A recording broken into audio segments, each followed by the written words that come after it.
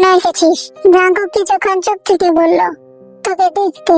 তে তার ছেলে হাসি দিয়ে বলল, দেখা তো হয়ে গেছে, এখন যেতে পারিস তুই। জাঙ্কুক এগিয়ে এসে বিছানার পাশে দাঁড়ালো। তুই একদম নিজের খেয়াল রাখিস না কেন তে? তে এবার রেগে তাকালো। আমার জীবনে কি করি না করি সেটা তোর কি?